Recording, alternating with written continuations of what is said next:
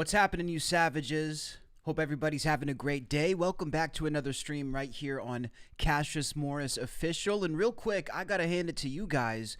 It has been an incredible week here on the channel. We've already reached almost 500,000 people in our live streams. Last night we did almost 130,000. So really appreciate all of your continued support.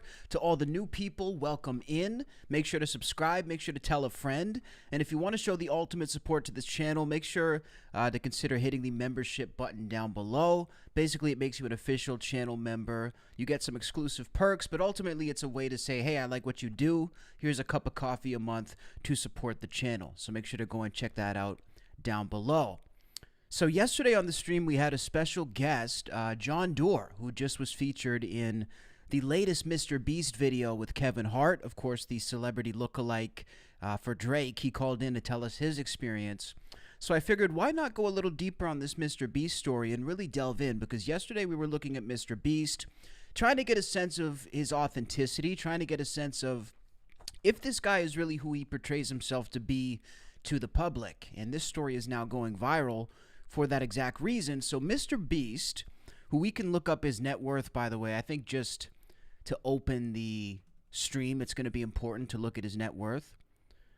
So roughly, because you know these things aren't really accurate, they're usually on the low end, but Google reports his net worth as of 2022 to be roughly $500 million, but generally it's accepted that MrBeast is a billionaire. MrBeast, however, claiming that things are not as they seem for him, and that he actually is running on empty when it comes to money. MrBeast claims that he is actually negative money in his personal bank accounts, that he's gotten to the point where he's actually had to borrow money from other people, and the internet is not really buying this. So let's go ahead and take a look at the clip. Let's break it down ourselves. Let's see if there's any truth to MrBeast basically claiming that he's broke. Let's take a listen. And it is what it is. You said you keep less than $1 million for yourself despite being a paper billionaire. Why do you choose to operate that way? It's funny talking about my personal finances because no one ever believes anything I say. So, I mean, because they're like, you're a billionaire. I'm like, that's net worth. I have negative money right now. I'm borrowing money. That's how little money I have. Technically, everyone watching this video has more money than me in their bank account if you subtract the equity value of my company, which doesn't buy me McDonald's in the morning or whatever. But yeah, why do I choose to keep it that way? It's not, I don't know. I just don't really think of it. I wake up, I just work, and I don't know. I'm just so busy working. I don't really think about my personal bank account, if that makes sense. I'm just laser focused on, you know, making the greatest videos possible and building the business as big as possible. Okay, so that definitely doesn't make sense, MrBeast. So claiming that not only is he negative money, not only does he have nothing in his accounts, but actually that the viewer, the person watching this, you and me, has more money in their personal finance than MrBeast. Now, I got to tell you guys, when I see a comment like this from a billionaire, when I hear somebody of incredible status and wealth trying to speak like this, really this to me is the billionaire version, we could call it the billionaire's edition, of virtue signaling. Because this to me is, you know, this shows me somebody who is not secure about the level of wealth that they have.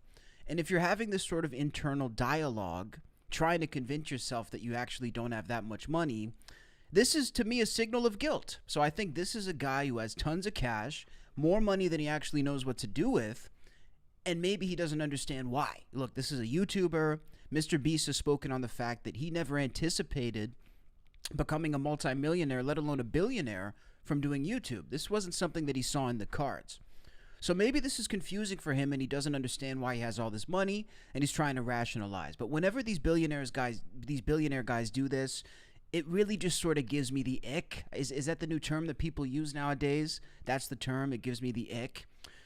Because I think it's trying to have that level of relatability, especially when you make the comment that the person watching this has actually more in their bank than you do. That tells me that you're trying to relate to me. But here's where it falls through. MrBeast is trying to tell us that he has no money in his account because he's spending billions of dollars on making his YouTube videos. So say for a second that there was some truth to him having no personal money. Say for a second that he really was just like us. The only pitfall in this just like us theory is that the only reason you would have no money is not because you're broke or working a regular job or trying to make ends meet. It's because you have a corporation that's funneling billions of dollars into your YouTube videos. So this is not broke on paper. This is not broke in any sense of being broke. There is no reality in which MrBeast has no money. And I really find it funny when these billionaire guys try to sort of patronize us by telling us that they have no money. And look, net worth is obviously different from personal finances. I'm not sitting here trying to suggest for a second that MrBeast has $50 billion in his bank account. That's not what I'm saying. But it's sort of smoke and mirrors of the way that he's trying to phrase it, because this could be phrased for any rich person. Elon Musk, for example, could easily try to phrase his wealth and sort of frame it in this way. He could say, oh, I have nothing in my bank accounts. I'm just worth $500 billion from my stocks and from Tesla and the Boring Company and from X. But I don't actually have that kind of money available to me. That's just my net worth. I'm actually broke. It doesn't move me. Do you guys know what I'm saying? It doesn't move me.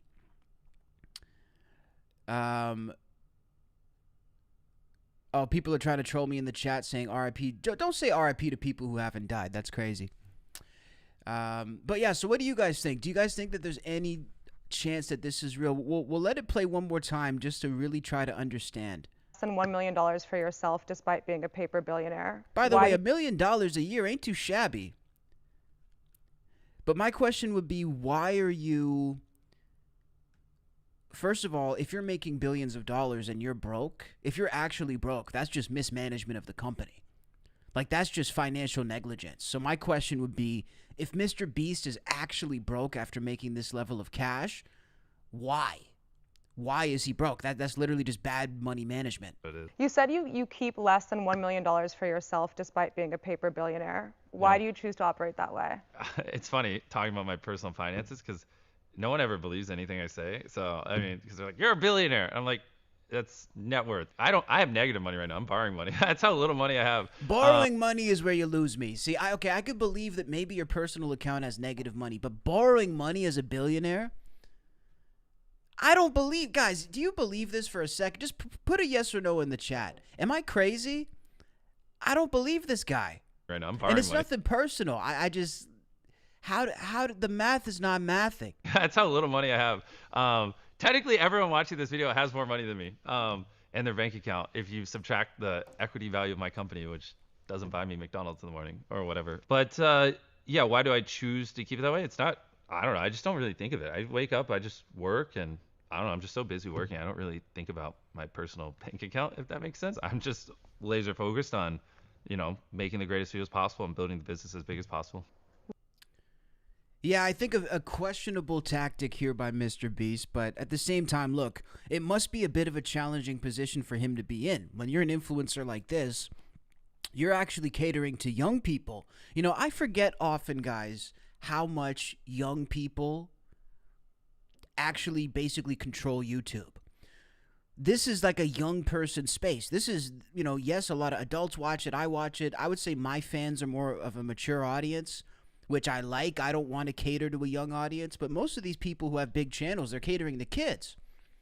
So I would imagine maybe this is my sort of explanation for why MrBeast is trying to sugarcoat his finances that might actually make sense.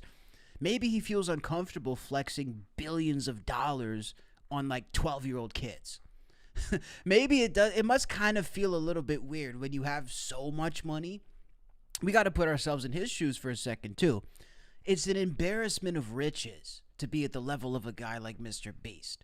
And I have heard from people who get to that level that it does kind of get embarrassing at a certain point because the disparity between you and everybody else is so noticeable.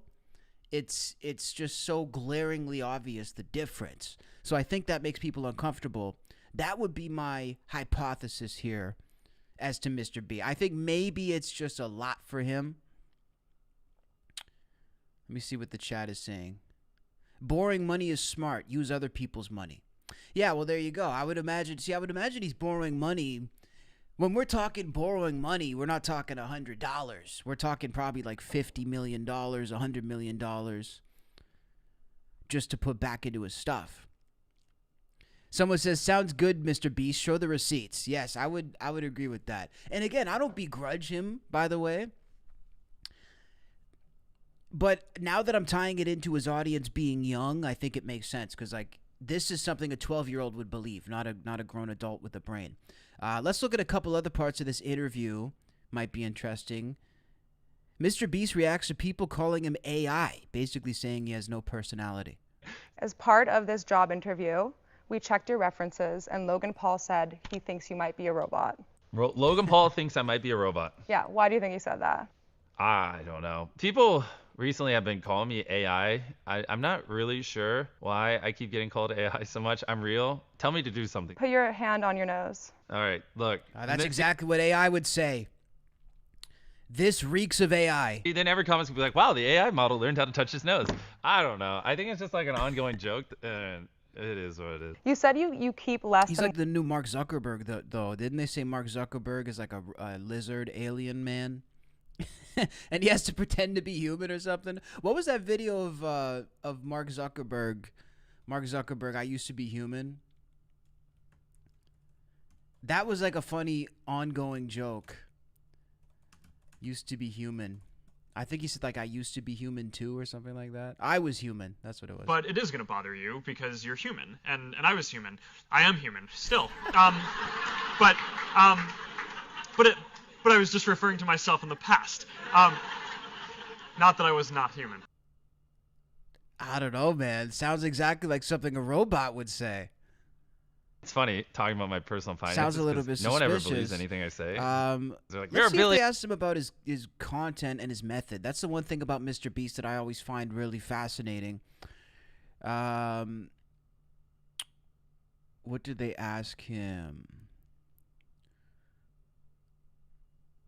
What people might not expect behind the videos, yeah. What's something that people might not expect about the process behind your videos? Oh, boy. Well, the thing is, every video we do is different, right? One video, I spend 7 days in an abandoned city. The next video, it's comparing the world's cheapest hotel room towards the most expensive hotel room in the world. At the end of the day, we just have some of the greatest people in the world here. Shout out some Virginia. of the smartest and most creative people, and you know, a lot of it is I lean on them. Like I don't come up with every idea anymore. I heard earlier that you start with the thumbnail and the title of the video. Yeah. If you could give this video that we're making right now a thumbnail and title, what would they be? Gotta be careful because you're gonna use what I say. What would get the most clicks would probably be something like Mr. Beast shares his hidden secrets to YouTube, or maybe just Mr. Beast opens up about things he's never before, or something like that, where it's a little vague, where it creates that like, whoa, what is this?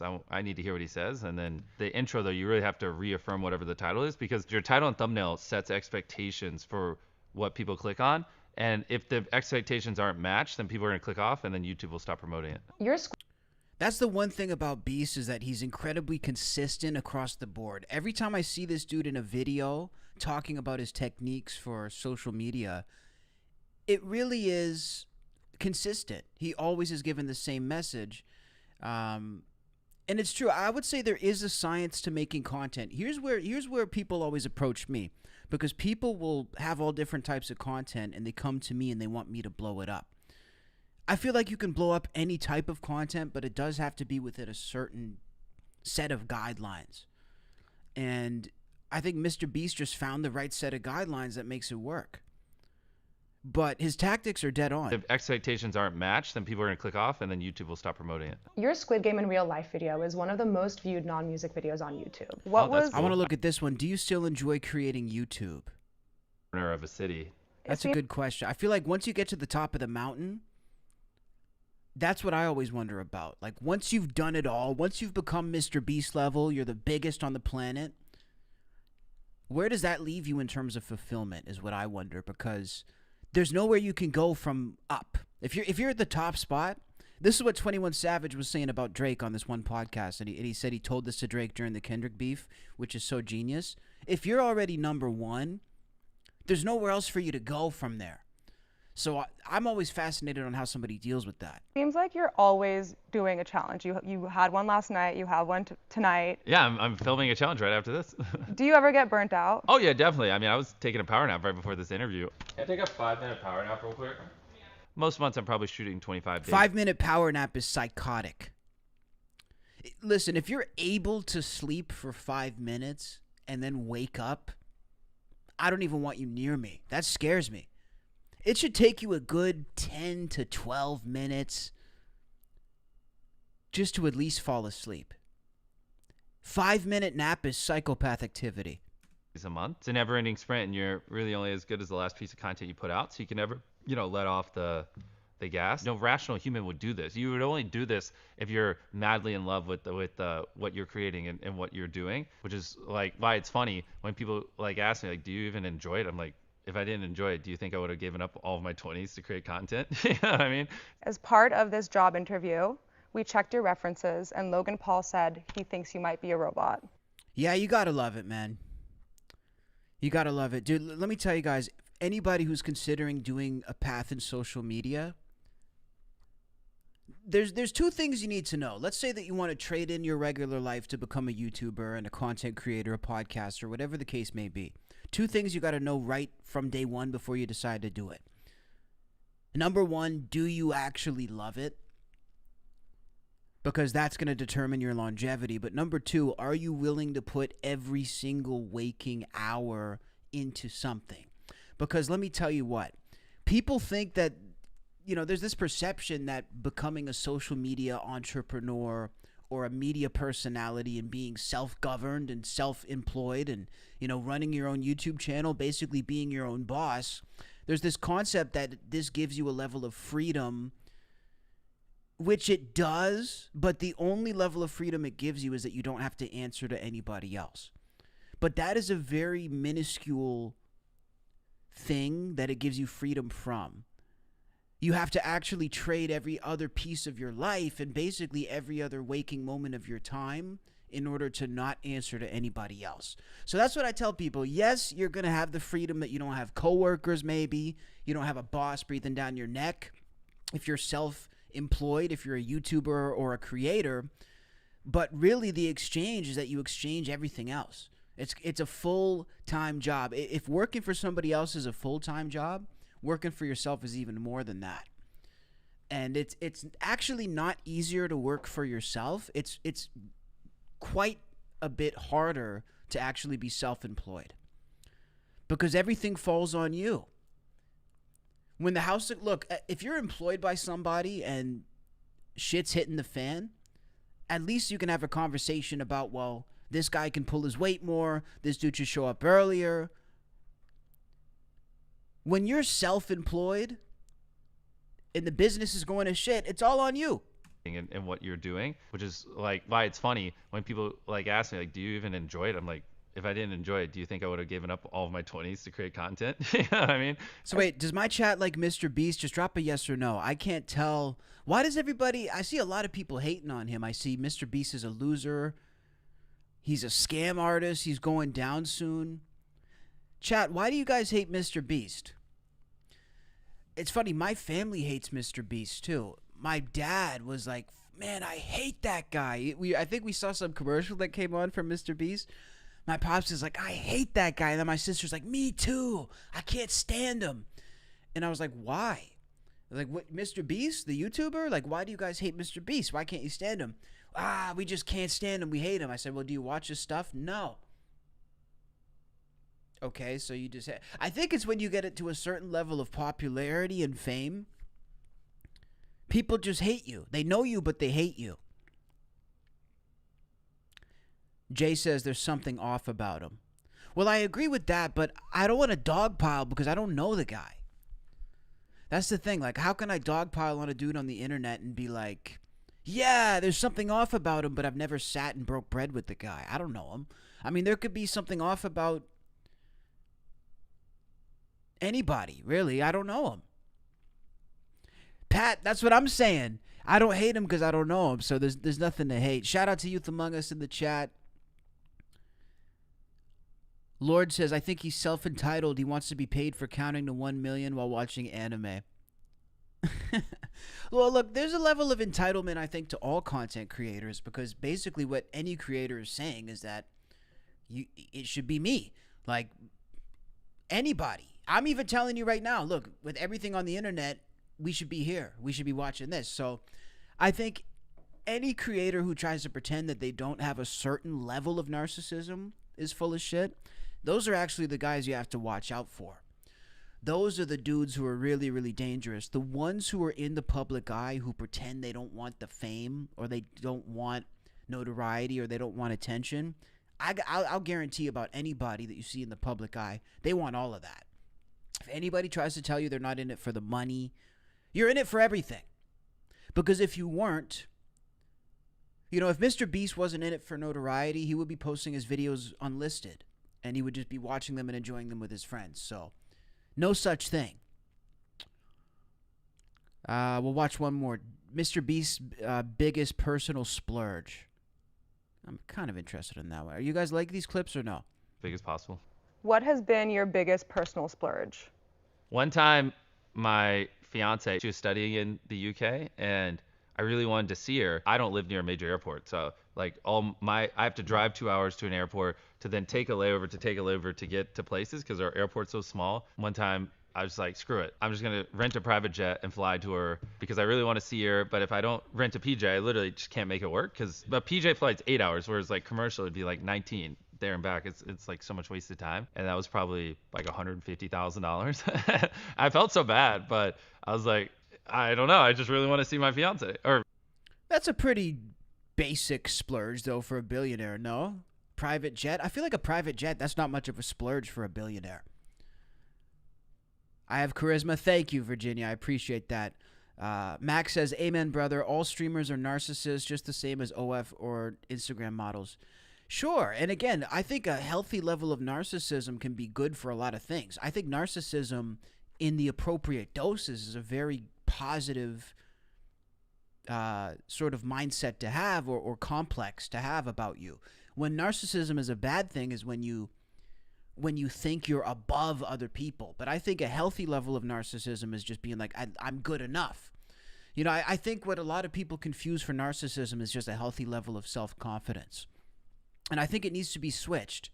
It's generally more accepted to be humble and considered narcissism if you're confident. I would actually like to see the opposite be accepted in our society and have it be generally accepted if you're confident and have it actually be off-brand if you're humble. Because humility is not a positive emotion. Being humble is not a positive thing. Even if you look in the dictionary, I think Ye said this in an interview once. He's like, if you look at humble in the dictionary, it's not a positive trait. It's a negative trait.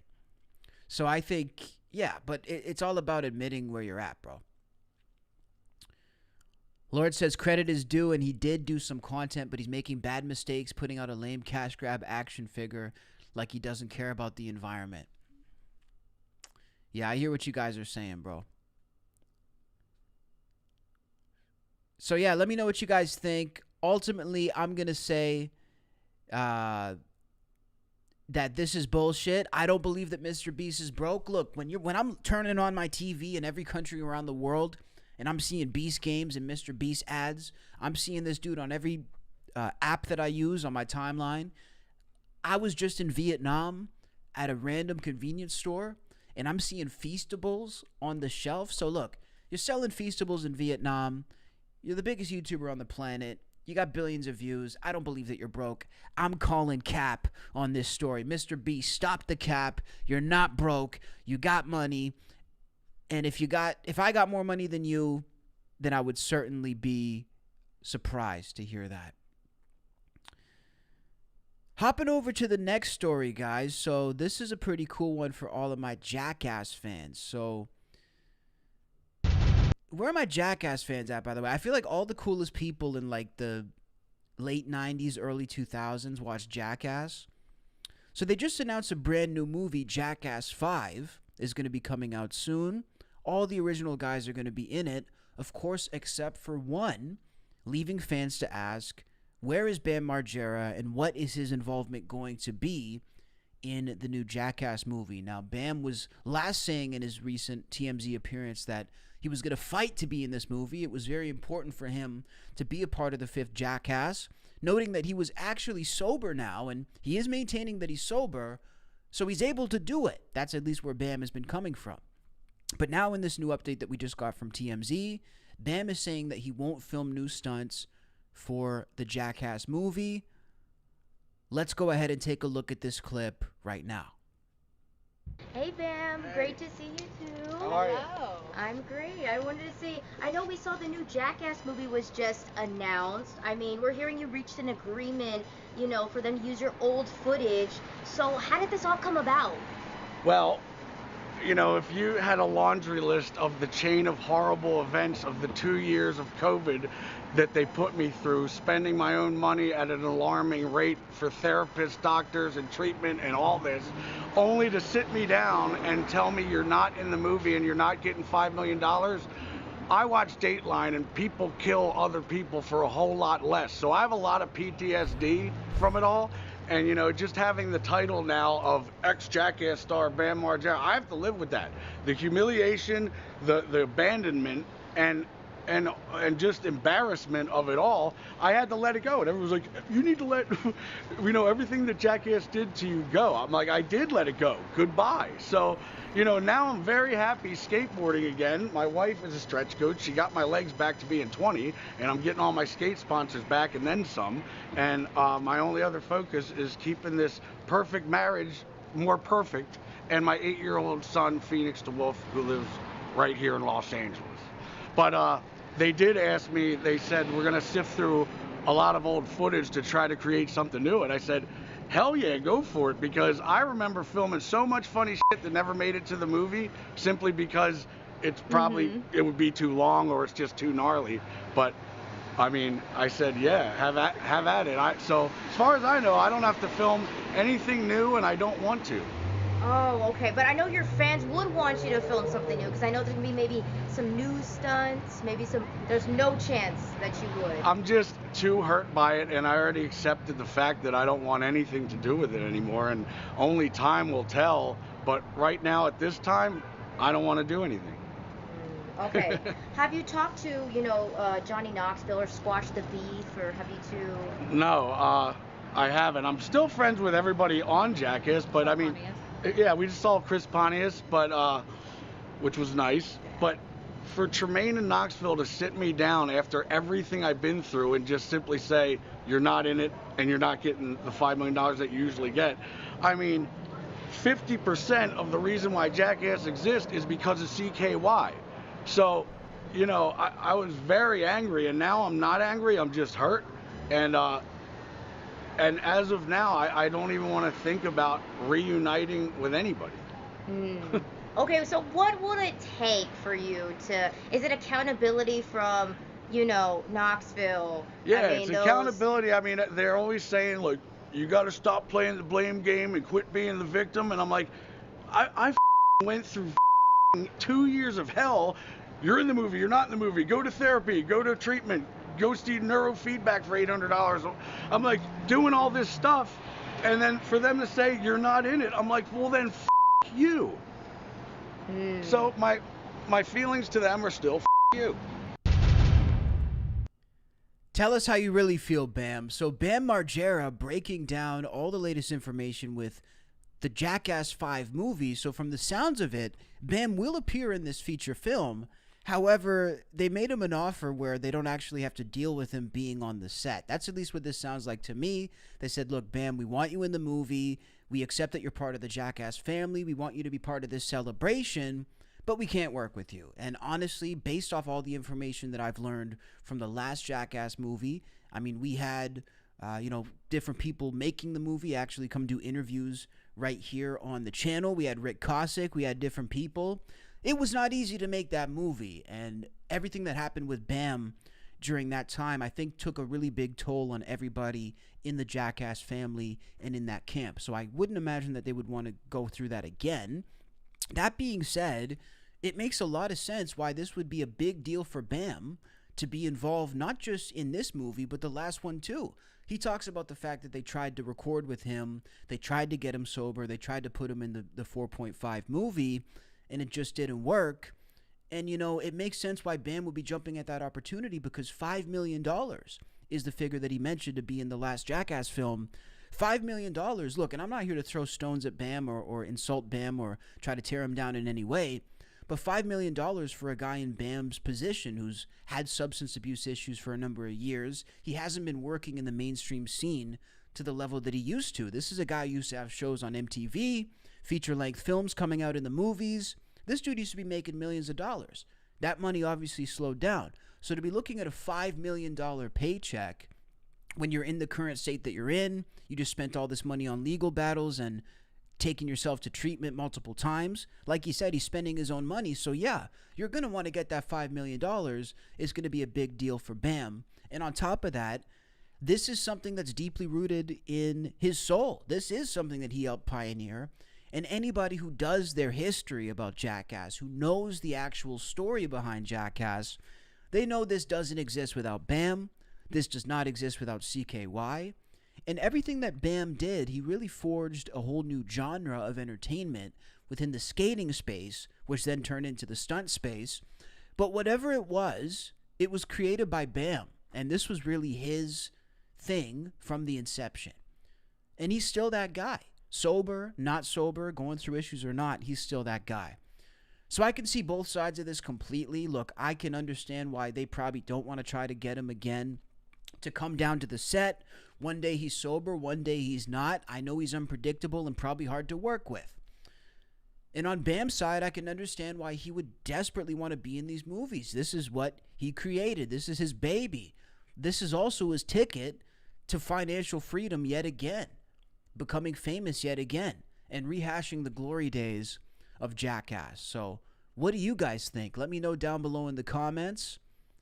And I'm seeing in the chat now, CKY started it all. You wouldn't have Fantasy Factory if it wasn't for Bam. You wouldn't have Jackass if it wasn't for him. I'm seeing Bam needs to grow up. I completely agree. Bam does need to grow up. I'm not here saying Bam's an angel. I'm just saying it makes sense why he would. Dude, it's $5 million. Like, yeah, I'm going to be worked up about that too. Let me see what's in the chat. Sad Flute says, MrBeast has known PDF files. Really? I didn't know about that. Well, I obviously don't endorse that then.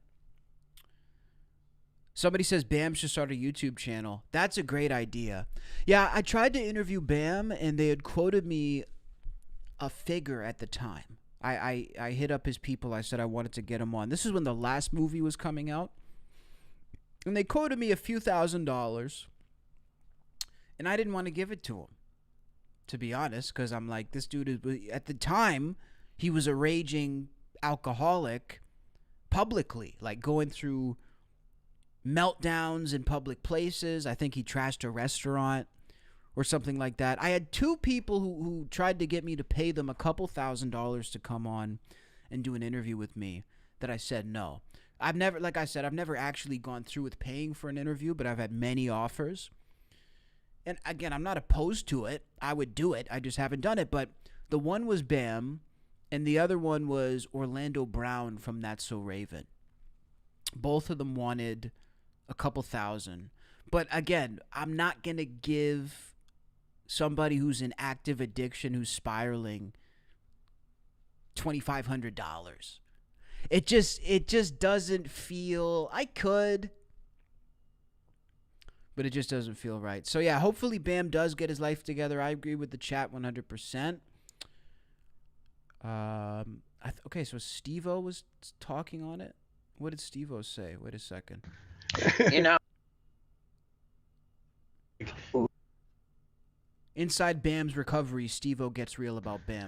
you know, there was a point, like, I feel like it's almost probably been 2 years maybe, where I saw. But do you like, guys think he should be in the new movie or no? Like, what's your actual opinion I'm reading here some of the best movies are with actors that were hard to work with. Do you guys think it's worth it to get Bam back in the movie? You know, negative feedback. People like, Oh, you hang know, on a second. This is the right video here. What's up, man? How you doing? I'm tired, man. Listen, well, you're gonna be more tired because you guys are gonna be busy, and this is great news. Everyone's talking about the new Jackass. Yeah. How's it feel? I mean, dude, it's epic, man. I love it. Is it? Stoked. I'm ready to swing for the fences. Well, listen. I mean, in the last one you had I think you had bees on your nuts. You know, so what do you expect out of this one? And is there already plans that are shocking you? I've got my own ideas that, that are pretty outrageous. Yeah, I'm ready to go. We're all older now, you know. Like, do you risk it the same way, like injury? Are you doing more like kind of cerebral, like funny stunts? Let me see. What kind of question is that? Cerebral stunts in Jackass? Like, what does that even mean? Even he laughed at it. He's like, that's a stupid question. Let me see here. What do we got? What is this? That's my knee. Oh, goodness. Man, I don't know how these guys' bodies survive all the years of this. I truly don't get it. Wow. Yeah. Now, granted, that was something I did on my own time for my own work, but You're not shy about risking your. yeah, I've been putting it on the line. There was a point not long ago when I thought, now I'm just too old. I got to stop taking risks, and then I decided, you know what? Hey, he's going out like Ozzy Osbourne, though. This dude wants to die on stage like Ozzy.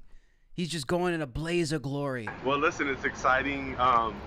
So one thing I'm curious about. I know probably the main players. Well, Bam is sober now. Oh, Bam's doing great. There's no question about it. And he's had his issues with Paramount or whatever. There's been, to say the least. But is there a way to bend the situation to get him involved? Is there a call for that? I think absolutely.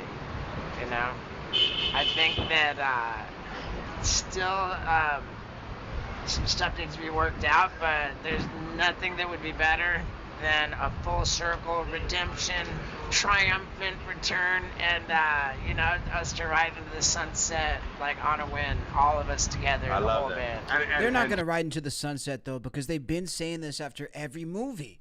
Every single movie, Jackass is about to retire. I remember 3.5. All right, this is the last one. We did a 3D movie. They made bank off that movie, too. That was a huge movie because the hype was still real back then. I remember when that movie came out in theaters. Me and my boys were never more excited for a movie to come out. The new Jackass 3D. The audience was erupting in the theater like it was nuts. It's the last one, they said. 4 comes out, it's the last one. 4.5 comes out, it's the last one. Now 5, okay. We'll see you guys at Jackass number 10. Johnny's, from what you've gathered, has the same sentiment? I think that we all believe the most wonderful outcome would be for all hatchets buried, all wounds healed, and all bros back together. But there's just still a little bit of the conversations that need to happen. We're all rooting for it. Listen, last thing, I heard you won the Beast game. Yeah, I don't want to ruin the video for anybody who hasn't seen it yet, but there's a MrBeast Bro, video. it ties back into MrBeast, the main topic. Guys, how impeccable is this? We tied it back to the main topic. I heard you won the Beast game. Yeah, I don't want to ruin the video for anybody who hasn't seen it yet, but there's a MrBeast video, which I feature fairly prominently in, that just came out yesterday, and wow, is it awesome. Beast Game Season 2 is unbelievable too. Did you... There you go. There's another plug for MrBeast. So, yeah, guys, I mean, look, it ultimately looks like there's still a lot of love there. But I think, look, if you're a person who's struggling... See, here's what I've learned about struggle. Personal struggle, right? personal struggle only stays personal struggle for so long. Because what eventually happens, inevitably what happens if you have connections in your life other than, just yourself, is that your personal struggle starts to become other people's struggle. And it starts to rub off on them. And it doesn't happen overnight.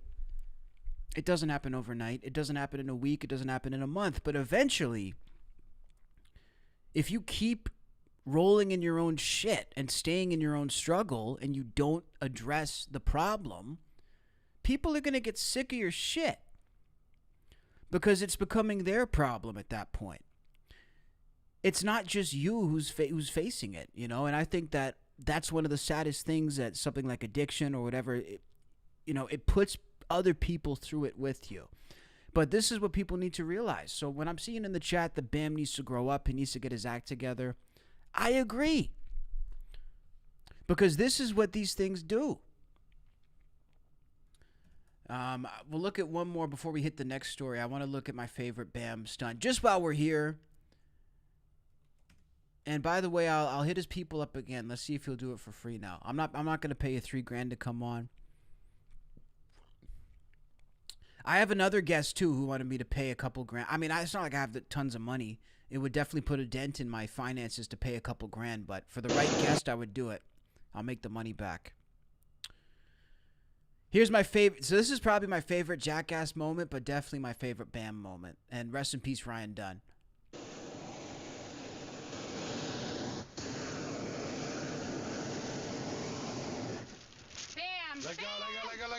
Let go, you ass. Hold on, don't you dare fall. Oh, Bam, come on. Oh, great. All right, okay, I'm pulling him down. You're gonna drive me crazy, kids. Oh, Phil, pull him down. Hold on, Bam. Hold on. Oh, my God. The things he does to himself are worse than what he does to me. Get the hell down here. Oh, my God. How old are you? You're gonna give me a heart attack. Watch your legs, man. No, I'm not complaining. I'm just saying. That sounds like a complaint to me. I was not complaining. The graceful dismount is the best part. Bro came down like nothing was wrong. Oh, man. That brings back memories of the good old days, dude. 3, 2, I sound more and more like somebody's uncle every episode. I'm sitting here talking. Guys, don't let me become an unk. I'm sitting here talking about the good old days. Guys, please. Don't let me become unk. 3, 2, 1. Yeah, this one was crazy. Bam always had, not to like go on a huge Jackass tangent, but he always had the craziest stunts. I think the stunts that could actually kill you the most were him and Johnny Knoxville. 3, 2, 1. That shit's crazy. Nobody's doing that. You're not doing Who's that. going first? What rhymes with done? Fun. Ready, sailor? No. This is dumb. This is gonna be. Oh no, he launched him without him knowing it. Look. Get me out of there! Oh, that's fucked up. That was so. You're an asshole. That was totally not me. I had nothing to do with it. You pulled it down. I didn't. Oh my God. That's so funny, bro. I used to love them beating the shit out of each other. Robert says, did Bam relapse? No, he didn't relapse. I think he was just trying to get into the new movie. So yeah, guys, let's hop into some more stories here. Again, if you're enjoying the streams, we're live every single day, by the way. Make sure to hit that like and hit that sub. And to all the new people who are here, welcome.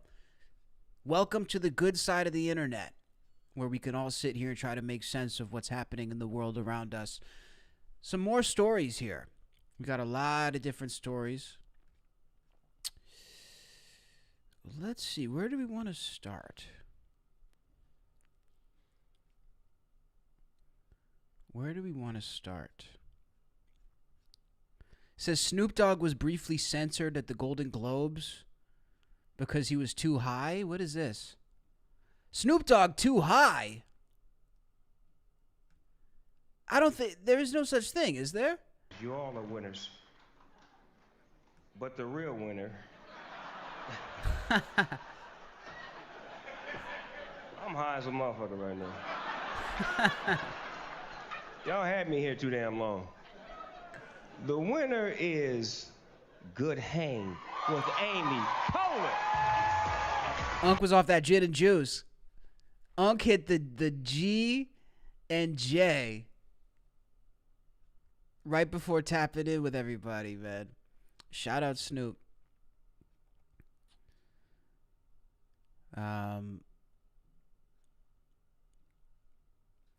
Tomorrow we're going to do a stream about the Somalian fraud, guys. So we're not going to jump into this story tonight. That'll be tomorrow. Kai Cenat is retiring from streaming. What is this? What? Kai's on here? How many Twitch subs will Kai reach this year? Gang, how do I tell you? That he retired for streaming, gang. He's not hitting none of these, bro. He's done. He's a star now. He gonna be in movies and shit. He gonna be in movies and shit. What? So Kai Cenat reportedly retiring from streaming altogether. And look, guys, I was thinking about this because I did hear a couple people mentioning that Kai was going to be retiring from the business. And I was thinking about it, thinking about whether or not it makes sense, if it's a good play. I don't know if this is the right play right now for Kai Cenat. I mean, look, when I'm looking at his career trajectory, the guy is a star. He's made it. He's doing movies. He's doing stuff with Kevin Hart. He's big time now. Like, there's no question about it. But that being said, you're big time off the streams. The reason that you were so sought after was off of your streams. The reason that celebrities like The Rock and Kevin Hart and Nicki Minaj came to meet you in the first place is off of your streams. So that's where I get confused. I'm like, you're getting all these opportunities off your streams, but now you want to retire from streaming because you've gotten enough opportunities.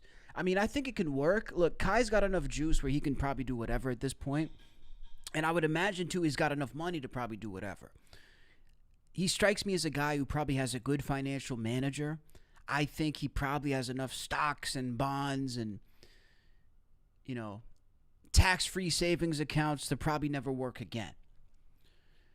But I think it's worth asking yourself, like, what does all of this opportunity stem from? What is all of this opportunity coming from for me?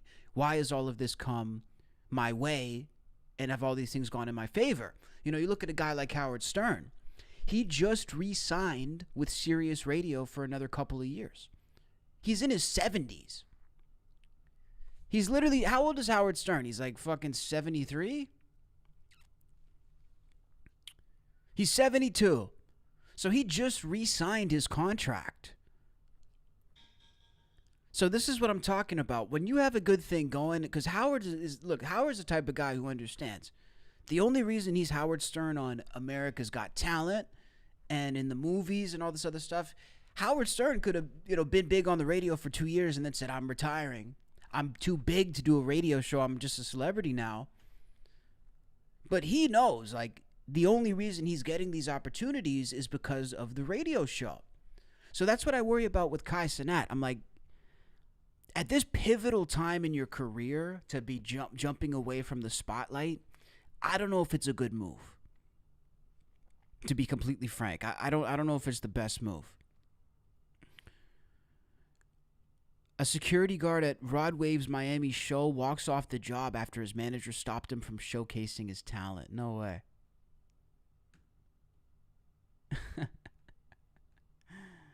Why would they stop him from showcasing his talent? You say you loving now. You say you loving now. Okay, she's loving now. Okay, she's loving now. But don't you worry about the distance from her. It'll been a long time coming. But I need you to try your best. Oh, he's a hater. My friend, he's trying to get injured. He's doing his game. You can't do it in uniform. I'll blur the uniform. I'm about to just quit, bro. I was gonna quit anyway, bro. That's the only reason I came here for real. To rap the raw way, bro. That's the only reason I came. He just quit right here. Ain't no way, bro. Just quit his job like that. Bro, he just quit his job. I'm real. That was a terrible idea, bro. I respect it. Well, I admire the courage, but by the sounds of it, he should keep the day job. That's not to be disrespectful, but by the sounds of it, he should keep his day job.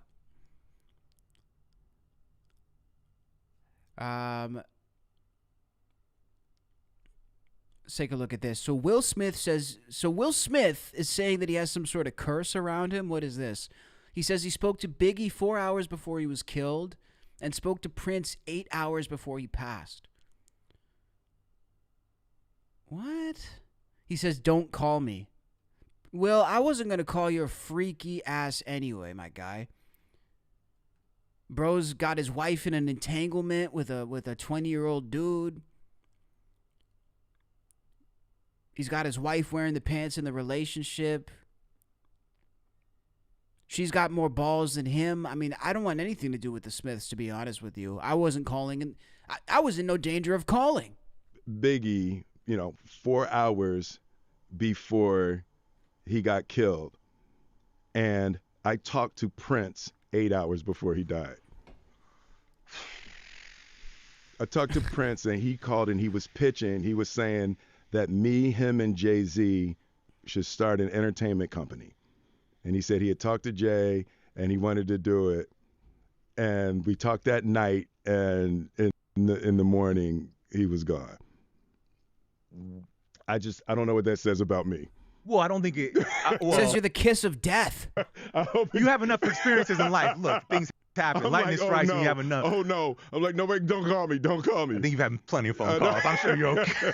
Don't take it that way. But that's got to be a disorienting experience. Yeah, he's the kiss of death, dude. Will, stay away from my favorite rappers. Stay away from my favorites. Stay away from my favorite actors. All that.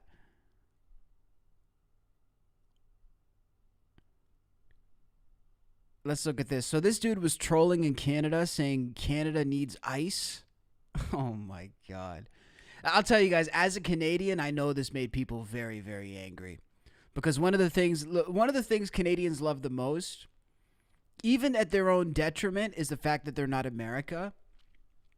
So America could be doing something good. Like they could be doing something that like, let's say if Canada did it, it would be beneficial for them. It would probably be better.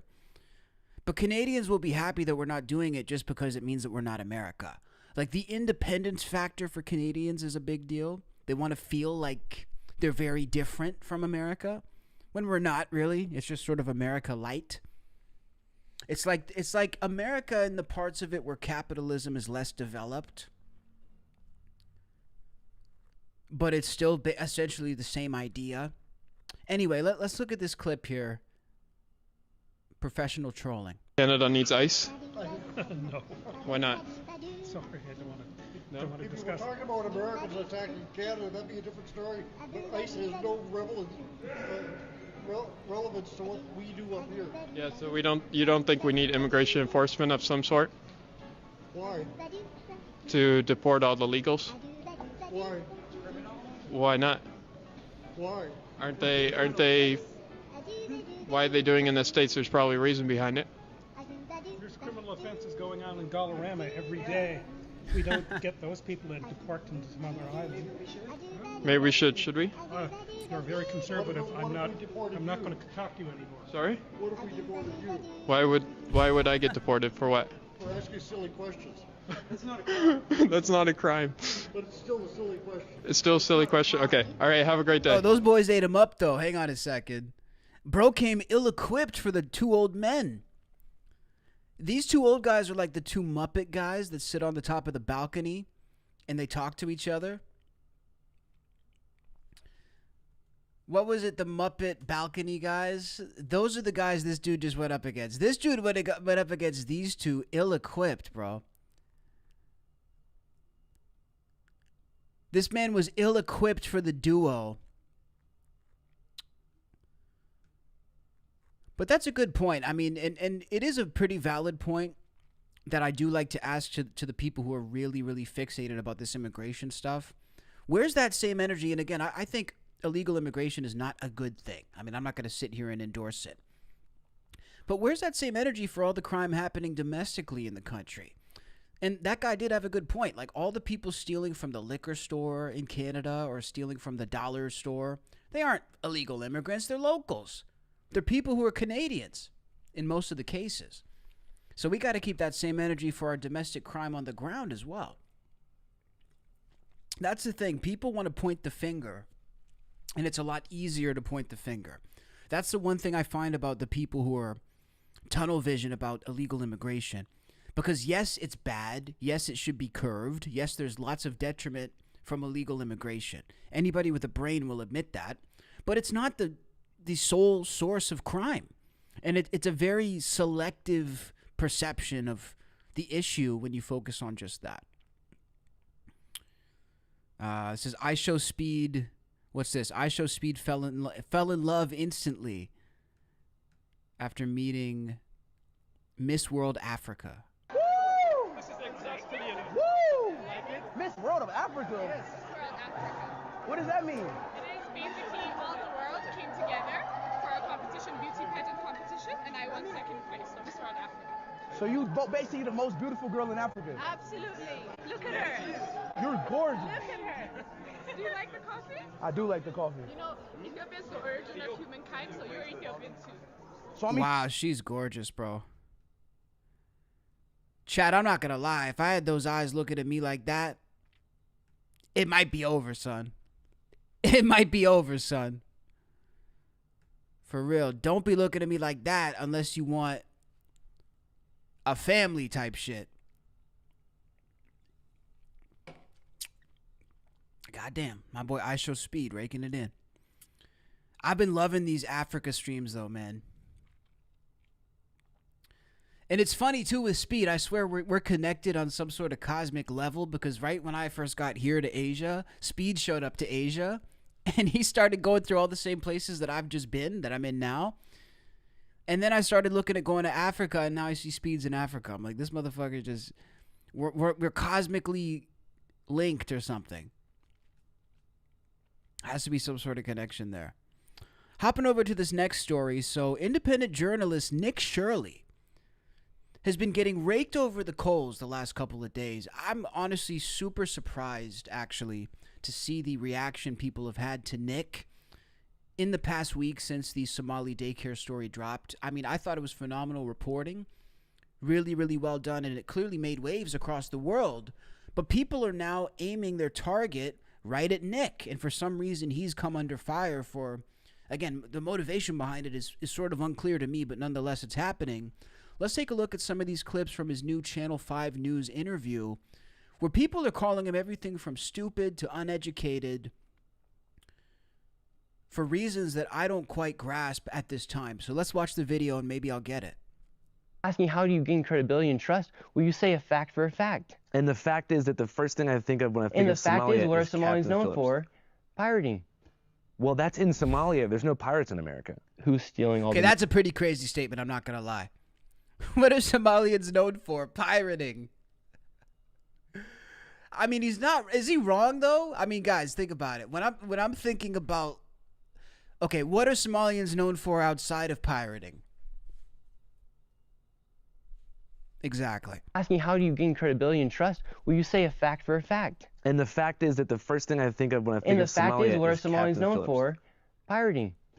Well, that's in Somalia. There's no pirates in America. Who's stealing all the money in Minnesota? The same as a pirate. That is piracy. So how do you gain more trust? Well, don't be afraid to say a fact when you, or an opinion. Even when if you I know that I'm dumb. Yes. By not saying anything about the death of Charlie Kirk as well, I thought that was pretty messed up. In a way, he's somebody just like me and you who was making videos, putting it on the internet, and then people literally killed him. I thought that was kind of messed up of you to not publicly denounce what happened to Charlie Kirk. I did. I never saw anything on Instagram. What am I supposed to say? You never shared anything. I interviewed the guy who was debating him while it happened, and I mentioned a bunch of times that it was horrible and it represented like one of the worst pivots in American politics ever. And I didn't even watch the interview because I didn't want to watch that. Well, you should watch it. I don't want to. Why? It's historically relevant. It is historically relevant. I did lose respect for you when it felt like you went silent. Well, you should watch the video because I say some stuff in it. Okay, cool. Do you ever see a... So I can't tell if this is selective editing or if Nick just really made himself look bad in this video. But I think his biggest pitfall here was trying to point the finger of, well, you didn't react to Charlie Kirk in the right way. How this interview host reacts to Charlie Kirk's death is completely irrelevant to anything being discussed. And it's also his business. He doesn't have to say anything about Charlie Kirk passing away because that's his right. So Nick is messing up here when it comes to that. Okay, let's watch some more clips. I mean, he's not coming off very good at this point. They say this one's even worse. Who do you think are the Let's take a look. Who do you think are the 3 most benevolent billionaires? What do you mean by the word benevolent? Just well-intentioned, positive billionaires who you think are creating, net positive societal progress. Trump, our president, I think. Okay, yeah. All right, this isn't a very good interview for Nick. Nick, I got respect for you, bro, and I got love for what you do, but you don't come off well in this interview. And I think it's just a case of on-camera presentation. Look, I say it with all due respect, but I think I can say it because I've been doing this for a long time. When you're on camera, you want to be able to articulate. You want to be able to really get your point across in an effective manner. And here's what people will do. If you're able to really articulate and speak, you can make a really bad point, and people will react as if you made a really strong point. But the reverse is also true. If you are bad at articulating and you kind of have a mush mouth and mumble mouth and you can't really get your words out properly, you can make an amazing point, but it's going to be treated as if it's not an amazing point because of your delivery. This, to me, is what happens with Nick Shirley. I think Nick has great things to say. I think he's intelligent for the most part. I think he's pretty good with what he does. But the delivery is lacking. And I think it's just a lack of on-camera experience. And I think people downplay him for that reason. Because of the way he comes across. It's not a lack of content. It's not a lack of ability for journalism. It's just a lack of presentation. But this is where people will twist it. They'll try to twist it like somebody's unintelligent. It's not a lack of intelligence. It's a lack of on-camera presentation. I didn't pause the clip. The clip was over. The clip is over. Who do you think are the... But the other thing about Nick, too, is that I think he's somewhat naive. I mean, this is a kid who's a young Republican. He talks about being the ultimate conservative. He talks about the fact that he's, never even going to have a relation with a woman until he's married. This is a very conservative kid, but he's also a kid who's drinking the Kool-Aid. So he still believes in Trump. He believes in the administration. He believes the government are good. He believes they have his best interest. So I think people need to just stop being so hard on Nick. He's a young guy. He's figuring shit out politically, and he's doing good work. So get off my boy's dick for 2 seconds. Let my dog do his thing. Let's watch some more. Video on the child. My video on the expose of the fraud in Minnesota is the most viewed video ever by a creator, longer than 10 minutes, than anybody other than the name of MrBeast. And is that for real? Wow. 138 million views on X is crazy. Altogether, it did around 500 million views. Who do you think were the main people who signal boosted the video and brought it into that true viral orbit? Elon Musk, who shared the... Hey, shout out Meta. Shared the video. JD Vance, he shared the video. You had the Attorney General. Well, she actually didn't share it. She reacted to the video a few days later. Literally, quite frankly, every account on X saw that video instantaneously. Health and Human Services, they froze all funding to childcare inside of Minnesota, and then they're asking for businesses to prove that they are legit businesses before they give tax dollars to these businesses that are not really businesses. As far as that main center that you visited, Quality Learning, aka Quality Learning Center. Yeah. Was there ever any kids there in the first place? No. So that daycare center, it's been operating fraudulently. It's actually had over 90 violations over the past few years. And the day that I went there at 11 a.m. Their operating hours are from 2 to 10 p.m., they're now saying. And that's actually 2 to 10 p.m. for a daycare is crazy. Like, who set up these fake daycares? You can't spell the word learning. Your operating hours for a child care center are until 10 p.m.? This is what insults me. Like, if you're going to try to be a scam artist, at least do a good scam. A well thought out, elaborate scam, I think everybody can respect. When you see somebody come off, pull off a diamond heist, where they steal, $15 million worth of diamonds, or somebody steals a painting out of the Louvre. People actually, in a twisted way, kind of respect it. Because they're like, how could you come up with such a scheme and execute? These guys are just poor scammers. They didn't even put an ounce of thought. And this isn't even stuff that is a language barrier. It's just common sense. I'm pretty sure a daycare in Somalia wouldn't operate until 10 p.m. either. Legal. So you said you went there at 11 o'clock in the morning? Yes. And their operating hours are between 2 and 10 p.m.? Allegedly. But if that is true, would it have made sense that you didn't see any kids there? Yeah, it would have made sense if I didn't see children there. Either way, whether I was there when kids were supposed to be there or not, why are all the windows boarded up? Or why are all the windows blacked out? Why is there no phone number that leads to anywhere? These businesses are supposed to be operating to serve children. People should be able to check in their child there and their children into these daycares. It's literally impossible. Did you see some of the footage released by CBS Minnesota affiliate station that showed kids entering and exiting the facility? Yeah, the one on the ABC. Mm-hmm. Yeah, so that one received over $1 million. It's licensed for 40 children. CBS, I believe, they go in there the day after I had posted my video. Obviously, they're going to have children there when they're getting all this heat.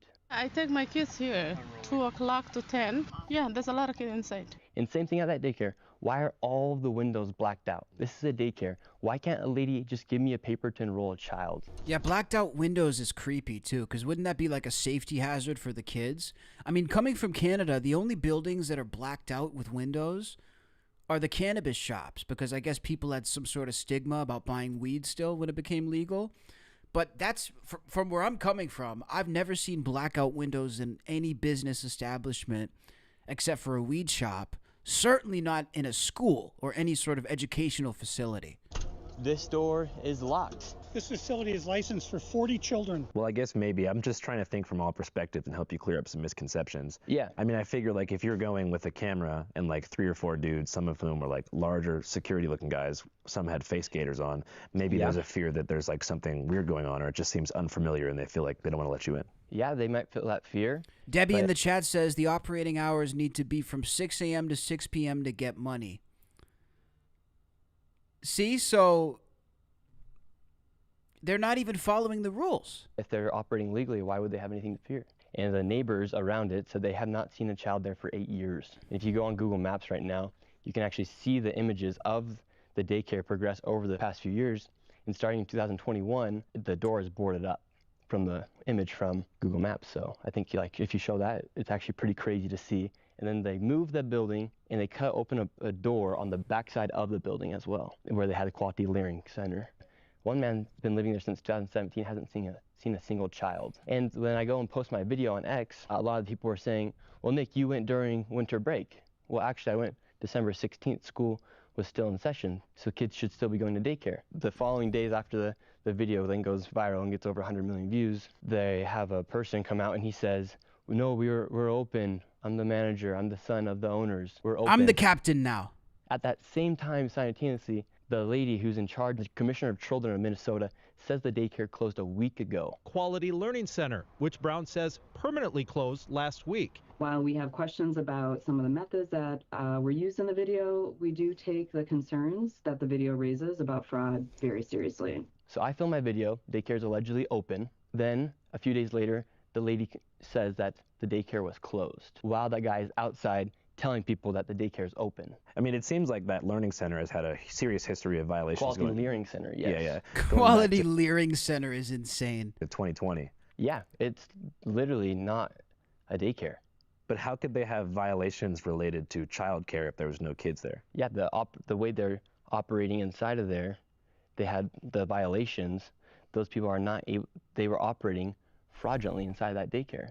But fraud would mean there's no kids, but the violations relate to like poor safety conditions that put the kids in danger. And so why would they be operating, and why would Minnesota continue to be giving them millions of dollars if they're receiving all these violations? That seems like a really valid question. Yeah. Why do you think Minnesota would be giving a daycare center with so many violations so much money? Well, that same man at Quality Learning Center who was saying that they were open after the commissioner was on the live stream saying they were closed a week ago was also partying with the mayor of Minneapolis. Is the manager of the infamous Learning Center in Minneapolis. This is crazy. So the corruption goes a lot deeper than we even know. These guys actually know the leadership, the governor of Minneapolis. Also one of the guys that was dancing in the back of Mayor Jacob Frey's election victory video, the one that went super viral where he thanks his constituents in Somali for re-electing him last month. Oh, this goes deeper than we could have ever pictured. This is crazy.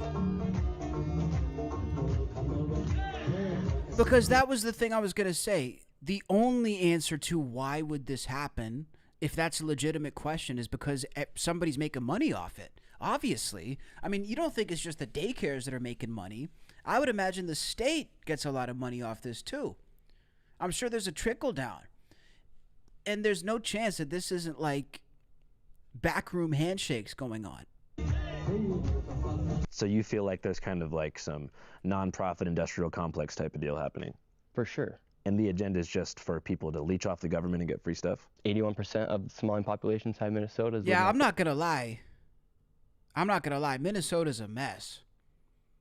What is wrong with that state? Welfare. And 89% of the fraud being committed inside Minnesota is by the Somali population. So what do you think the solution to something like that is? Go freeze the funding. Each business can then prove if they are legit, and if they can't, cut the funding. And so far, no business has sent any information to the HHS showing that they're legit as of today. They've had 3 days to do it. They haven't been able to prove it. They haven't even tried to make the effort to show that they're a legit business. First it was closed, then it was open, and now we've confirmed it's closed again. That's all after the owners recently rejected allegations of stealing taxpayer money.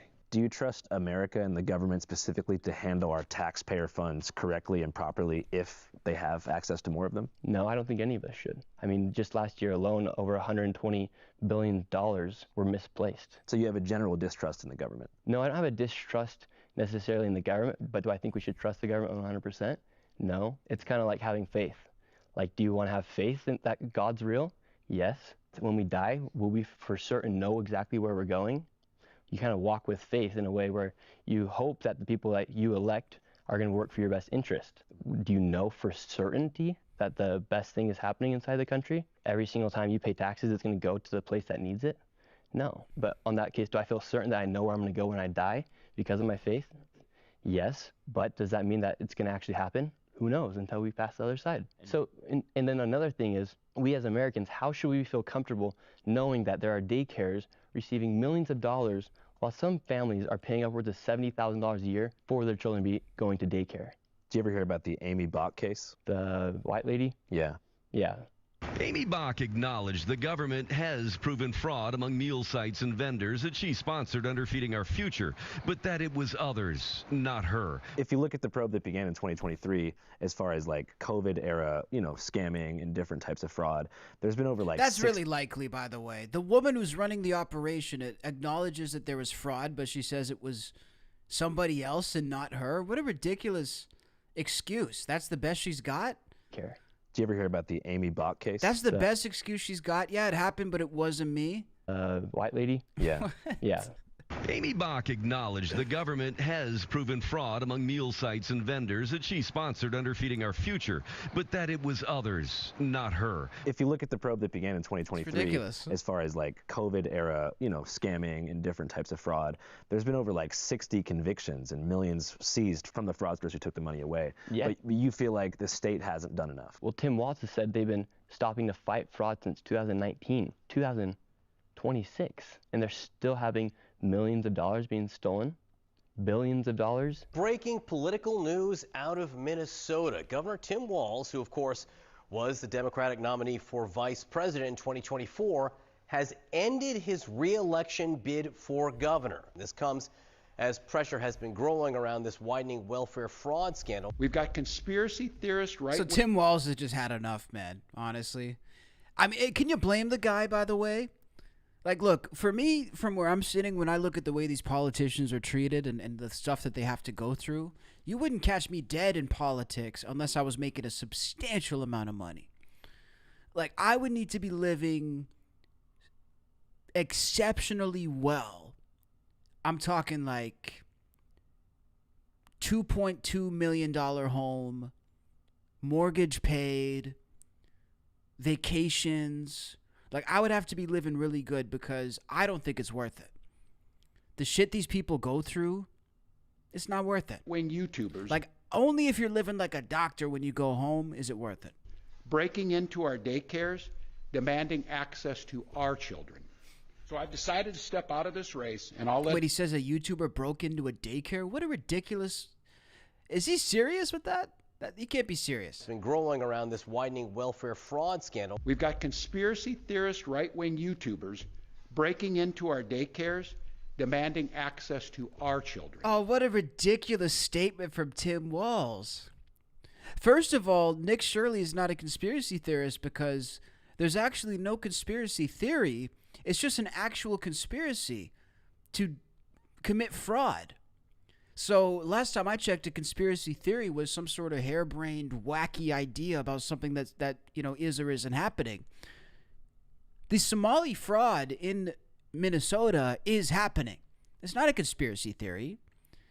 The second thing is, you're saying a YouTuber broke into a daycare. There was no daycare, and there was no kids. So to try to frame it like this guy broke into a daycare to try to harass kids is legitimately hilarious. Breaking into our daycares, demanding access to our children. There's no children. Nominee for vice There was president literally no children. in 2024 has ended his re-election bid for What governor. a small little man. He's a sad little man. This comes as pressure has been growing around this widening welfare fraud scandal. We've got conspiracy theorist right-wing YouTubers breaking into our daycares, demanding access to our children. So I've decided to step out of this race, and I'll let others worry about the election while I focus on the work that's in front of me for the next year. I have quite literally saved America millions of dollars. That's why you saw the mainstream media attack me instantaneously after I exposed $100 million in fraud. Why would they not go investigate the fraud? Why would they investigate the person who investigated the fraud? Where does that $100 million figure come from specifically? Yes, But that's what happens in America, apparently. I mean, we saw it with Doge. The second somebody starts investigating the fraud, people want to investigate that person more than the actual fraud. And that was the thing that confused me about Doge with Elon Musk so much, is that, yes, I know he had questionable tactics with firing people, and he went about it in ways that people didn't like. But I was still in the back of my mind thinking, hey, guys, we just found hundreds of billions of dollars of wasted money and actually traced the source of it to where it was wasted to. And people aren't even concerned about that. They want to talk to me about Elon Musk and the fact that he does ketamine. I don't really care if he does ketamine. I'm more worried about the $150 trillion that's missing. At all the daycares, with the daycares alone, you had millions of dollars in fraud. And then inside of the home healthcare businesses, they were warehouse-style and industrialized buildings where you had 14 of the same healthcare companies all working within the building, and they could not even give you a rate. We know how expensive healthcare is, and they're giving these companies millions of dollars. And the man David, who's in my video, he's the one who has the statistics and has the numbers on how much these businesses were operating. It is far worse than anybody can imagine. You heard it's 7 to 10 billion and maybe more, and now the numbers have been revised and put out there publicly that they think it's more like 8 billion. How did you come into contact with David? It's a disgusting amount of money. He messaged me on Instagram, and he said, Nick, I have the information about the fraud taking place here inside Minnesota. I've been looking into it for years. I have somebody from inside the Capitol who has given me the numbers of CCAP funding. I've been trying for years to expose this fraud. Nobody will listen to me. Please give me a call. Has he shown you that data? Yeah, that's what's inside the video. When you see the video and the screenshots of the CCAP funding, that's all straight from the Capitol of Minnesota. So who is David's source? David's source, he has somebody inside the Capitol. And you don't know and who that's it is? public information as well. Who is it? Who is the person's name? Yeah. The lady's name. That guy dropped a major story in his lap, by the way. And see, this is why I think if you're not checking your message requests and your DMs, you got to check. If you're not fostering the network you have with even people that you don't know face to face online and just answering their messages, you got to answer, because you never know the opportunity somebody can get you, man. Biggest video in the world. Work with her. However, the information that was provided, I can't tell you her name right now, but I could find it on X but she's also inside the government there inside Minnesota. But you like fact checked all that and you looked it all up? Yeah, David, all those numbers are straight from the Capitol. So a couple days ago, Minnesota State Representative Lisa DeMuth said that her Republican caucus had been, quote, working with you ahead of your coverage. How do you respond to that? Yeah, had no idea who she was. Our caucus has been working to expose fraud for years, including working with Nick Shirley. Minnesota House GOP leaders say they provided the YouTuber with information in the now viral video. So you feel like she's just clout chasing? Yeah, that's what I literally put in the reply in the tweet. Her campaign freaked out when I tweeted that. That's the lady who I was referring to earlier in this interview. So her staff was the people that David had received the information from because David reached out, and she works inside the government, so she did actually a good job by doing what she's supposed to do by serving the people and giving that information. Yeah, it says that Harry Niska, a Republican representative who's a staffer for her, was the one who gave the intel to David. Yeah, that probably sounds about right. But good on her for actually caring about fraud. First time we met. So what do you remember about that first interaction? I had that stuff doesn't tempt me. And you feel like living a clean life that way gives you like a journalist? Is that the same thing as Mormons? Yeah, but we don't call ourselves Mormons now.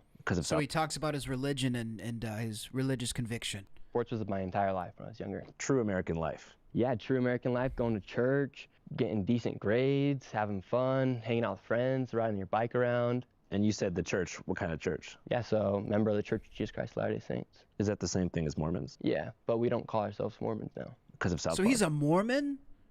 How can you be a Mormon and use social media? Pardon my ignorance. Can Mormons use social media? Let me look that up right now because I feel like maybe I should interview a Mormon. It says, yes, Mormons can use social media. What? I'm thinking about something else then. It says, so they can use social media, and the church actively encourages members, including missionaries, to use platforms like Facebook and Instagram to share the gospel and connect with people, though usage for missionaries is guided by strict rules focusing on proselytizing and avoiding inappropriate content. Okay, so he's falling within the rules then. No, it's just we're not Mormon. We don't follow Yeah, I was Mormon. thinking of the Amish. Thank you, chat. Thank you. Jesus Christ. We follow Jesus Christ. So we actually want people to refer to us and know us as members of the Church of Jesus Christ. So Joseph Smith is not a prophet? No, he's a prophet. In addition to Jesus? Jesus is the Savior. Oh, okay. He's also a prophet, but he's also our Savior. He's your Savior, he's my Savior, he's everyone's Savior. Thank you. So what do you think is the main thing people get wrong about LDS? We're Christians. We're just people who love God and love Jesus. And yeah, we do follow higher standards. No drinking, no smoking, no sex before marriage. Go to church on Sunday, follow the 10 Commandments. Follow the Bible. We follow the Bible. One of your earliest videos. Man, I wish I was religious so bad, you guys. I gotta be completely honest. Hey, shout out TFT, bro. Shout out to my boy. But seriously, I wish I was religious in the worst way. And I gotta be honest, guys. I've tried a couple of times to like lean into my religious side or try to discover a religious side. Living out here in Thailand, I started going to the temples, the Buddhist temples, to try to explore it. I got a book about the Muslim religion and Islam and read all about that. I've read about Christianity, but I don't know how to actually delve into it. The idea of being religious to me is such a novel concept, and I admire people who can actually jump into that with both feet. But I feel like the thing with me, and this might sound bad, but we're going to get real for a second. The thing with me is, like, I don't know if I really buy it. Like, they say you have to really have faith. You really have to believe that this God is there, and you have to buy it with your heart and soul and just jump in with both feet. I don't know if I buy it like that. I want to buy it. I want to believe it. I want to be like if I could wake up in the morning and be like, all my problems are handled because Jesus Christ has my back and God loves me and I'm going to be okay. I would love to wake up in the morning thinking that. The only problem is I just don't buy it. Can you guys help me? Videos that you now deleted was about some of those loopholes. Oh, yes. That's so I feel like I'm doing it wrong. Have you ever thought about soaking here at BYU? No. Because there's a lot of misconceptions on that. And I've never read the Bible. I mean, I've read passages from the Bible, but not the whole thing. That's not right. Soaking's not right. Is it real, though? I've been reading books about Buddhism, though. And like the Hindu kind of Buddhist connection. Yeah, so you need faith. I feel like we could talk about it, bro. Like, again, it's not that I don't believe in it. Maybe I feel like it doesn't believe in me. you know, it's like maybe I feel like, you know what I mean? Now we're getting deep now. I interviewed people at BYU, and they might have said it was. So you think it counts? Yeah, 100%. 100%. Wow, the rumors are true. Kids here at BYU actually do soak. They soak and they hump. Definitely. I think that's like my biggest advantage, that I don't really have many vices, whether it be pornography, whether it be alcohol, whether it be cigarettes, whether it be vapes, whether it be nicotine. That stuff doesn't tempt me. And you feel like living a clean life that way gives you like a journalistic superpower that allows laser focus, so you can just become a content machine? No. It's kind of what you're doing. Well, that's just who I am. But I mean, I feel like if you drank and partied and stuff, you might not be able to make as many videos. Well, if I drank and partied, I wouldn't be able to show up to my job at McDonald's. You'd probably be able to hold down a McDonald's job if you had some years. But if you're referring to being on time and all that stuff, and I'm talking about the sheer volume of content you've been able to produce over the past year. I'm a highly functioning person. Yeah. Congratulations. Thank you. Aside from the recent stuff, what pieces have you been most He sounds jealous in a way, though. This guy, that doesn't sound like a legitimate congratulations. It sounds like pocket watching. It sounds like he's been watching in a negative way. Proud of since I last saw you at Turning Point USA? I'd say my Brazil videos, those were very awesome. Going to the favelas, that was literally trafficking children into the United States. It was everyday Americans who were showing that video because they're sick. Hey, what's up, guys? Channel 5 Live. I just can't. It's an interesting interview, though, guys. I mean, look, I feel like we're trying to figure it out. And chat, thank you guys for your tips. I appreciate it. You never know. We might find a whole new Cassius at the end of well, not at the end, but just throughout the evolution of my life. Who's the podcaster with Nick? This is Channel 5 with Andrew Callahan. So yeah, I mean, I think it's interesting, guys. Ultimately, I think it's a pretty good look. He did pretty good in this interview, but look, people are going to throw stones at you when you're on top. Fathom how people can side with people who have gone so far left to the point where they call people like me a fascist or Nazi, or they think the take all lives matter is controversial, or they think that when somebody gets deported when they've been here illegally. Yeah, the Nazi stuff has to end, guys. The calling everybody a Nazi thing. Can we leave that in, like, we should have left it in 2024, but can we leave that in 2025, that everybody's a Nazi that I disagree with thing? I mean, I got called a Nazi basically every day for the past week. I haven't even said anything wrong. Everybody's a Nazi, apparently. Anybody provocative, anybody with something to say, anybody even with a microphone is a Nazi. Can we stop the Nazi stuff, please? It is a controversial take. I mean, if somebody is a Nazi, then fucking punch them, but stop calling everybody else Nazis. How did you end up down there? Yeah, so on the topic of immigration, I was doing... So yeah, let's see if there's anything else, guys.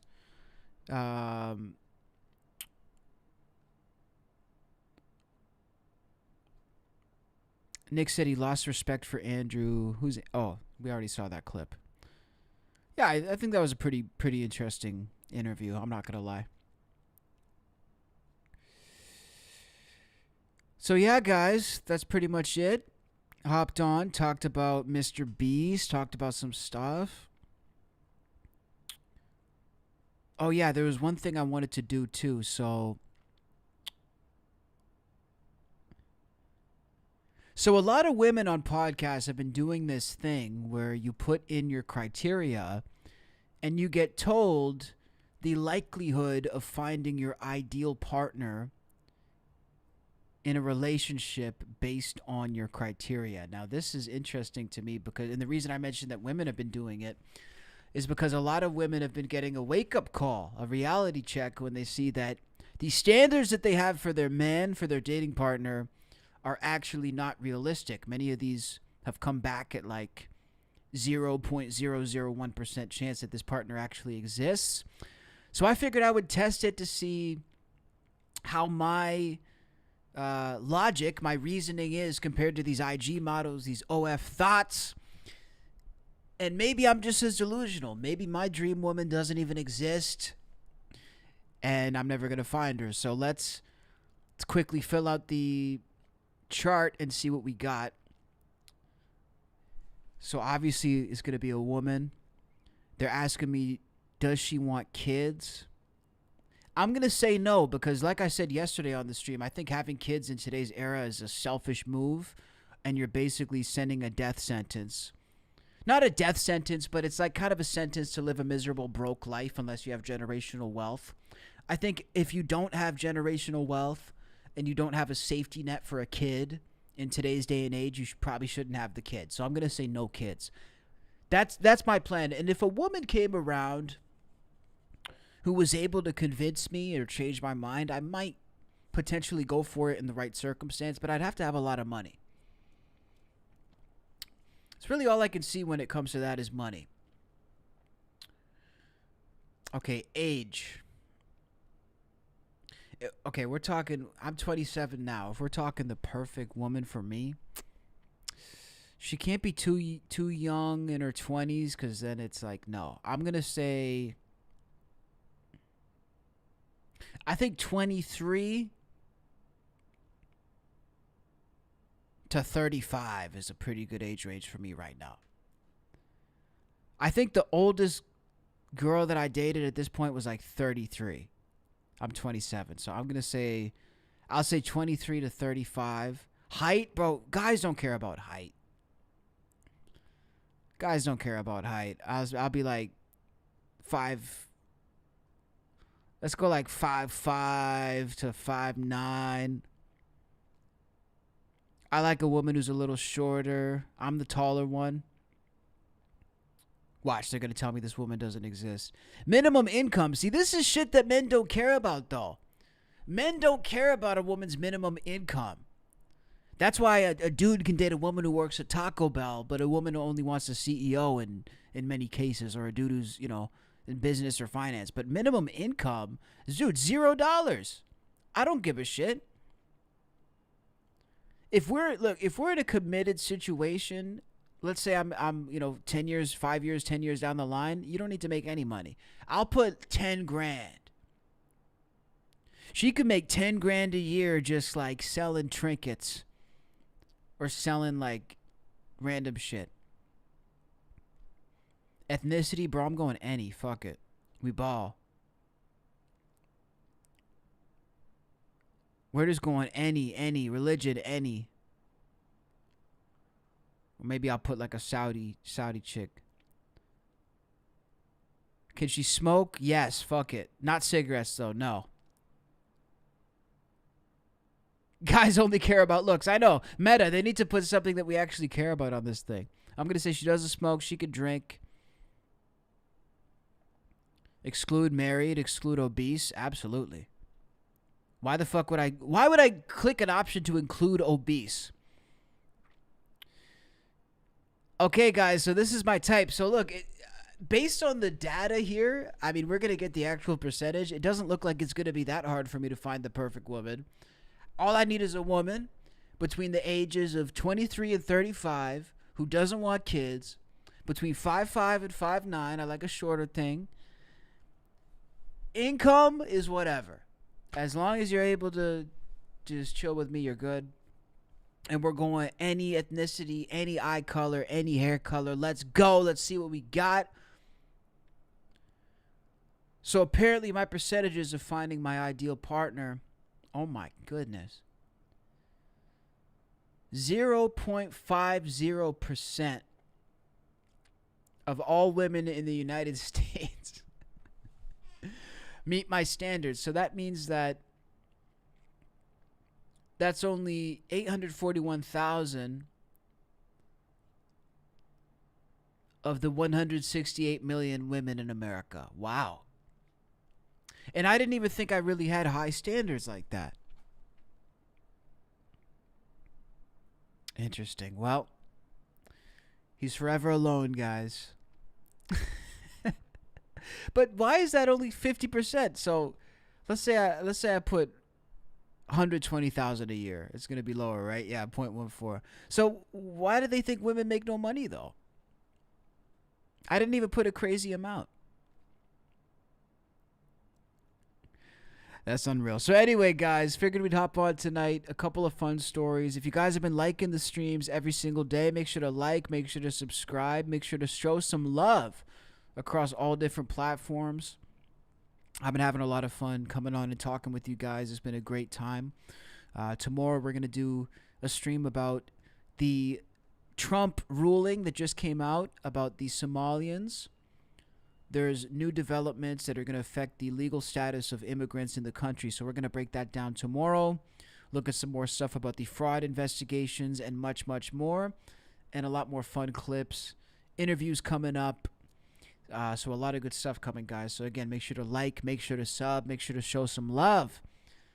And if you like what I've been doing, please consider hitting the member button down below.